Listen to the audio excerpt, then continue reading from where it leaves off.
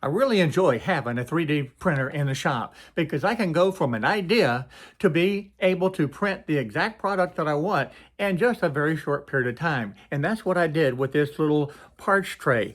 I needed to be able to have a three-compartment tray for specific sizes, and I was able to sit down, design exactly what I wanted to in the Tinkercad software, print this out on the 3D printer, and be able to put it into use. And that is just a fantastic concept to be able to have in the shop. I really love it. And today I'm going to show you exactly how I designed this little parts tray in the Tinkercad software. This little three-compartment box had to be designed for a specific size to fit into my car to be able to hold some specific items as well.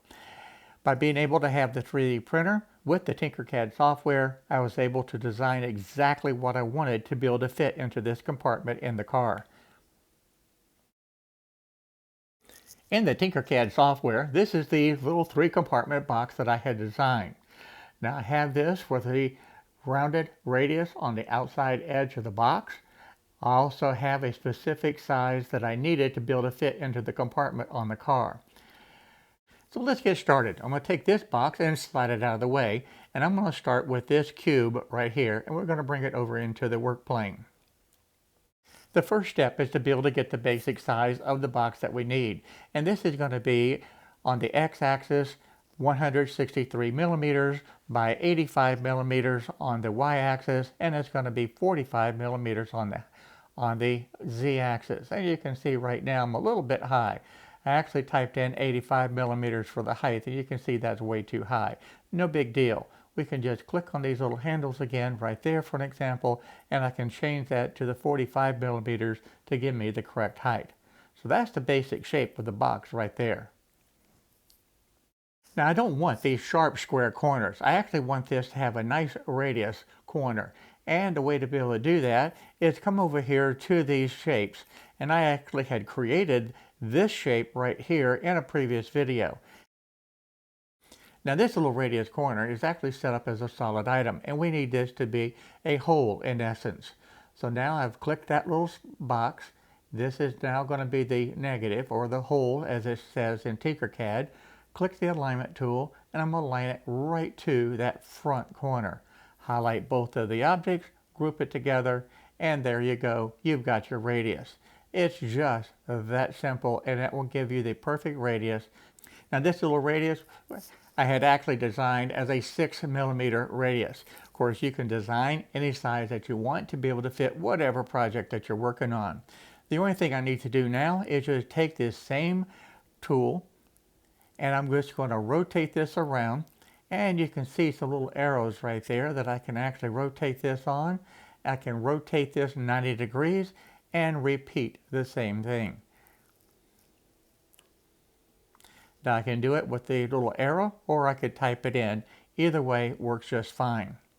Change this again back to my hole, and then group these two items together and align them. Same thing, we're going to align it with this front corner to be able to put it exactly where it needs to be. Once that's done, again, we'll group it together. You can see how these little dots are actually lightly shaded. That means they're aligned properly, and I can just hit the group, and there's the corner number 2. I'll repeat this process for the other 2 corners, and this step will be completed. Now I find it easier just to be able to rotate this whole entire object to be able to work with it much easier on this side. Again, I'm rotating this 180 degrees, changing it over to the hole, and you can see how that looks, and then I'll group these two together again. Align it just as I did before to that one front corner. Want to make sure that these little gray dots are actually gray and not a black, because if it's solid black, it's not aligned. The gray indicates that it's properly aligned. Last step, highlight both of them, group them together. Next, I need to create the actual individual compartments to the specific size that I need. Now I find it easier to work with the solid block to begin with and then change it to the hole. But you have the option to be able to use the hole to begin with. Now as far as the size, I want to make it a little bit higher than the 45 millimeters. So I typed in the 47 millimeters. Anything will work on that, just as long as it's higher than the actual size that you need. Then you type in the size of the actual box itself.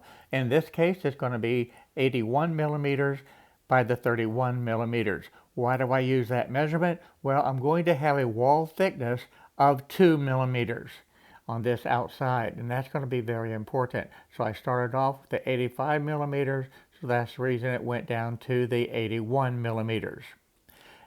The width that I need is 31 millimeters, and that's the size that I need for that spacing. So for now, I also need to raise this up with that little black dot, 2 millimeters also. That gets it off of the floor, and that creates the actual base of the box itself. Again, 2 millimeters thick. Change it over to the hole, and now I have exactly what I need. Now, how do I get this into the place that I want? Well, first thing, let's make a copy of it. And then we're going to align it the same way that we did before. I'm going to group these two together, and I'm going to place it right on this front edge. That will give me a reference line. Now you got to get the first box out of the way because it was trying to grab that one as well. But now I'm going to go ahead and do the same thing as I did before and align this to the front left corner. Now that that's done, I can actually take and move this box the 2 millimeters forward and 2 millimeters to the left to be able to get that exact spacing that I need to establish the wall thickness of my 2 millimeters on all three sides. And again, you can see that I can use the mouse to move the box, or I can type in the actual quantity that I need. In this case, it would be a -2 on the x-axis and 2 millimeters on the y-axis. And to verify the placement, you can look at the top down just to verify that everything's exactly where you needed to do it, and then group them together just as we did before. So now I have my first compartment exactly where it needs to be, and now I'll do the exact same thing with this one. I can slide it over, we'll group these two objects together, hit the alignment tool, align it to that front edge just as we did before, and then repeat the process. Once I have it aligned to that front edge, then I'll take the box itself and move it again the 2 millimeters to be able to create the actual 2 millimeter wall thickness that I'm looking for. As with many different software packages out there, there's more than one way to be able to do this. I find that this, on a simple project like this, very easy to do. You also have the ruler that you can use to be able to align the different components. But for this simple box, this works real well for me. But just understand, there's multiple ways to be able to accomplish the same thing. Okay, now that I grouped it together, you can see there's a little problem. There's a hole all the way through. There's no floor. No big deal. I can come up here to this little arrow and just click on that, and that backs it up a step where it ungroups it, or I could use the ungroup command. What I need to do is raise it up with that little black triangle, the 2 millimeters, and that will take care of it. With that done, now I'll group it together again by highlighting both of these components, hit the group, and there you go. Now I have a floor in there, and that's what we want. So don't worry about making mistakes. It's very simple to be able to correct. Now I need to make the center compartment. Same thing. The height's going to be roughly 47, 48 millimeters. It's going to be 81 millimeters on the y-axis, and then you decide for your wall thickness, just a little bit of math to figure out the x-axis. Once that's done, same thing. Now I can just align this to the center and to the center, and that gives it to me exactly what I need to be able to do. The last step, of course, is to highlight both of them, group them together, and there you have a 3-compartment box designed in literally just a very few minutes. So you can see now that's exactly what I want. The internal walls are just slightly thicker, and that's what I wanted. So that compartment is 91 millimeters on the x-axis. I have a 2 millimeter wall all the way around, including the floor. So now I need to be able to export this out and be able to save it. Now I've started the 3D printing, and you can see that there's a little bit of a problem. You can see just a little bit of bubbling on this floor. And what causes that? Quite frankly, the biggest reason for this is the fact that the moisture content in my filament was too high. I did some checking, and it was over 40%, and that's why you get this little bit of bubbling. And I've left this black filament out into the moisture, and you have to remember, you have to store your filament properly in a dry, sealed environment to be able to prevent this bubbling. But quite frankly, this little utility tray is going to be just fine. Adds a little character. It doesn't have to be perfect for how this is going to be used. But realize being able to store your filament properly and being able to keep the moisture down is very, very important. But as far as the rest of the box, I think it turned out good, and I'm going to get it put to use. I'm also making a second one of these to be able to put some parts in that I need this exact same size. Now, I use a dryer to be able to dry all of my filament, and you can see right now that the humidity inside of that container is at 35%. Now right now, I currently do not have any filament in there, but I wanted to show you the dryer that I have, and again, I've shown this in previous videos. This is very important to be able to protect your filament and keep it in a dry environment. Now currently right now, I just finished making that little box, and I still have the filament up here on the 3D printer. So the next step is to remove this filament, get it over here in this dryer, and get it dry so I can properly store it. And to remove the filament, I'm going to hit prepare, and then I'm going to hit the extruder, and I'm going to unload. Now it's not up to temperature yet, so I'll just hit confirm, and I'll let the temperature increase to the point where I can remove that filament.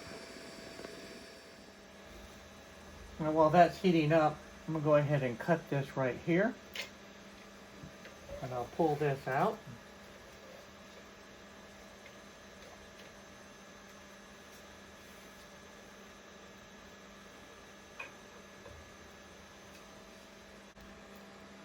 And I'll put a little piece of tape right there to be able to hold the end in place.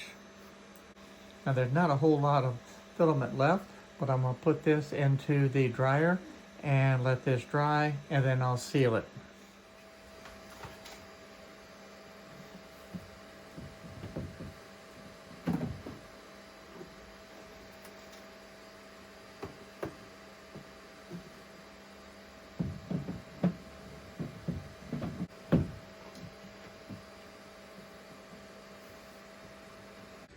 I have this vacuum seal machine from the Vevor company to be able to seal all of my filament, and that makes it where it's airtight. When I'm storing the filament, this is how it seals, where it's airtight all the way around, and this makes it where it will keep that filament dry. I also have that little package down inside to be able to pick up any excess moisture, and this will protect the filament. Now that I can have it at temperature, hold this lever down and I can just pull it out, and that takes care of it. So that little bit I'll just toss and throw away. Now making this little box was a lot of fun, easy to do, and it's going to be very useful. I also wanted to show you just a little bit of the behind the scenes and what I do with the 3D printer and how I store the filament and what happens if you don't store the filament correctly. Because I had left that black roll of the filament on the printer for just a little bit too long, and I did not store it properly, and you can see the results. Now one of the things that I'm planning on doing is adding a splicer where I can take the unused portion of the rolls that I have, splice them together, and be able to make a larger roll to be able to do a project. That item hopefully will be coming fairly shortly. I had purchased that. I'm waiting for it to be delivered. In addition to that, I'd like to be able to make a re-spooler to be able to take the different small rolls of filament that I have and be able to put them onto one big spool to be able to make the project. So I'm going to be adding some things to the whole 3D printer process, and I think it's going to be an interesting journey to be able to follow along as I make those videos and show you exactly how I do it. But as far as this project, Simple, easy, and practical. I hope that you liked this video, and if you did, give me a thumbs up, subscribe right down there below, and I hope that you will take a look at some of these videos right up here so that you can see some other projects that I have done with the 3D printing. And for now, I'm going to say bye-bye to everyone. I'll see you real soon in the next video.